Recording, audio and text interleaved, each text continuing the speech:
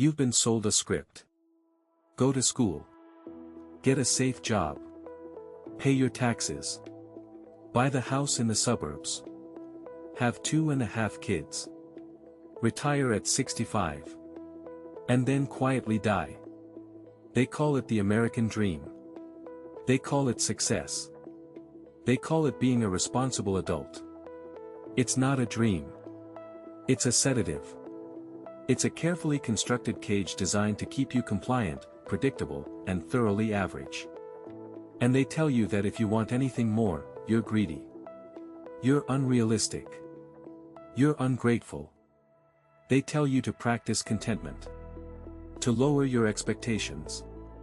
To find joy in the mundane. Stop lowering your standards to make other people comfortable. Stop apologizing for the quiet voice in your head that looks around at this perfectly average life and screams, "Is this it?" Because you know, deep down, that you are suffocating. You've tried to play the game. You've sat in the cubicle. You've attended the pointless meetings. You've listened to your colleagues complain about the same things, every single Monday, for the last 5 years. And every time you look around, you feel like an alien. You feel a low-grade, persistent nausea. A restless energy that you can't quite define. You go home. You numb yourself with Netflix, with cheap dopamine, with scrolling until your eyes bleed. Because the silence is terrifying. In the silence, you realize that you are trading the only life you will ever have for a paycheck and a pat on the head. The modern self-help industry tells you this is just burnout. They tell you to take a bubble bath. To practice self-care. To buy their 10-step course on finding your passion. It's all garbage. It's band-aids on a gunshot wound. You don't have burnout. You have a profound misalignment of the soul. You are a lion trying to convince yourself that you're happy living in a petting zoo. You aren't meant to be tamed. And if you're finally ready to rip the door off the cage, if you're tired of the lies and ready for the uncomfortable truth about what it actually takes to build an exceptional life, hit subscribe. We don't do average here. Now, let us talk about the men who understood what it meant to refuse mediocrity. The Stoics. 2 millennia ago, men like Seneca, Marcus Aurelius, and Epictetus weren't concerned with finding their passion. They were concerned with living a life of profound significance in a world that was constantly trying to drag them down. Seneca, one of the wealthiest and most powerful men in Rome, didn't write about maximizing comfort. He wrote about the brevity of life. He wrote, "It is not that we have a short time to live, but that we waste a lot of it." The Stoics understood that the gravest sin a man can commit is the waste of his own potential. They didn't seek an average existence. They sought arete excellence. Moral virtue. The highest possible expression of their human nature. The modern world defines success by what you accumulate. The Stoics define success by who you become. And they knew that becoming exceptional requires a violent rejection of the norm. It requires an identity shift. You are not someone trying to escape the matrix. You must become the kind of person for whom the matrix is utterly irrelevant. You must stop seeking permission from the herd and start demanding greatness from yourself. Here are the 5 absolute signs that you are genetically and spiritually hardwired for a life far beyond the average. Sign number 1, you possess an intolerable allergy to small talk. The average person spends their life discussing the weather. The latest celebrity scandal. The score of the game. They trade in trivialities because their internal world is empty. When you are meant for more, you find these conversations physically painful. You don't care about who won the reality show. You care about ideas. You care about philosophy. You care about human potential, ambition, and the mechanics of reality. You want to know what makes people tick. You want to dissect the universe. When forced into small talk, you feel your energy draining. It feels like a betrayal of your time. This isn't arrogance. It is a sign that your mind requires denser nutrition. The Stoics despised idle chatter. Epictetus warned his students to avoid casual conversation, knowing that it dilutes the mind and pulls you into the trivial. Stop trying to force yourself to care about things that do not matter. Your refusal to engage in the mundane is not a social defect. It is a protective mechanism for your intellect. Protect it violently. Sign number 2, you have a paradoxical relationship with failure.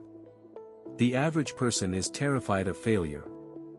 They organize their entire lives to avoid it. They take the safe job. They stay in the mediocre relationship. They never start the business. Failure, to them, is an indictment of their character. It means they are flawed. If you are meant for more, failure doesn't destroy you. It fascinates you. It stings, yes. But the sting is immediately followed by forensic analysis. You don't wallow. You dissect. You view failure not as a final verdict, but as data. It is a necessary friction required for growth. You understand what the Stoic Emperor Marcus Aurelius meant when he wrote, "The impediment to action advances action. What stands in the way becomes the way." The obstacle is not preventing your progress. It is your progress. You secretly crave the arena. You would rather fail spectacularly while daring greatly than live a long, comfortable life having never tasted the dust and the blood. When others see a closed door, you see a problem to solve. You are not paralyzed by the fear of looking foolish. You are terrified of looking back in 30 years and realizing you never even tried. Embrace that terror. Let it drive you. Sign number 3, your ambition isolates you. This is the hardest truth to accept. If you are meant for an exceptional life, you will inevitably outgrow people. You will outgrow your childhood friends. You will outgrow your colleagues. You may even outgrow your family's expectations of you. The average person seeks consensus. They want to fit in. They want the approval of the tribe. But ambition is an incredibly lonely path. When you start demanding more from yourself, waking up early, reading, building, training, you become a mirror. And you reflect back to the people around you their own wasted potential. They will resent you for this. They will call you obsessed. They will tell you to relax. They will try to drag you back to the bar, back to the couch, back to the comfortable mediocrity they have settled for. You must develop a ruthless tolerance for being misunderstood. Seneca advised, associate with people who are likely to improve you. If you look around your circle and you do not see people who push you, challenge you, and demand your best, you are in the wrong room. Do not lower your frequency to match their static. Accept the isolation. It is the crucible where your true character is forged. It is better to walk alone in the pursuit of greatness than to run with a pack heading nowhere. Sign number 4, you are haunted by the passage of time. The average person lives as if they have an infinite number of tomorrows. They kill time. They waste weekends. They postpone their dreams until someday. Someday when the kids are older. Someday when they have more money. Someday when the time is right. Someday is a disease that will take your dreams to the grave with you. If you are meant for more, you feel the clock ticking. Constantly. You feel a visceral anxiety when you waste a day. You view time not as a commodity to be spent, but as the most precious, non-renewable resource in the universe. You practice memento mori, the constant remembrance of your own death. You understand that every second that passes is a second you will never get back. This doesn't paralyze you, it energizes you. It gives you a sense of relentless urgency.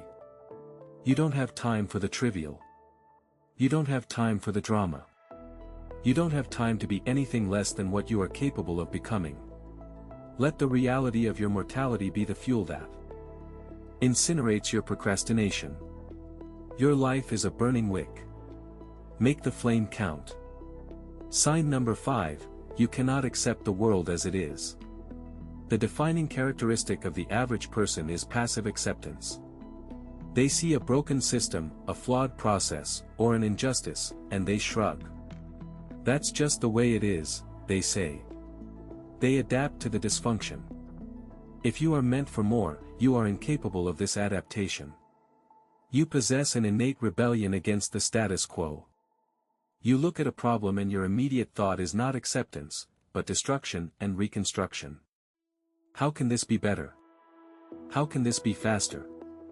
How can this be completely rebuilt? You are a disruptor by nature. This often makes you difficult to manage. It makes you a terrible employee in a rigid system. Because you do not respect authority for the sake of authority. You only respect competence and results. The Stoics were not passive observers of their world. They were active participants. They were generals, emperors, and teachers who sought to impose order and virtue on chaos. Your dissatisfaction with the world is not a character flaw. It is a compass pointing toward your purpose. You are not here to accept reality.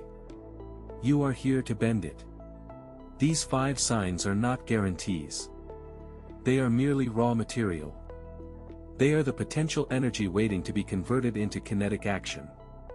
Having the signs doesn't make you exceptional. Doing the work makes you exceptional. The path of the average is crowded, comfortable, and ultimately empty. The path of the exceptional is solitary, brutal, and profoundly meaningful. You cannot have both. You must choose. Do not let the world domesticate you. Refuse the sedative. Claim your greatness.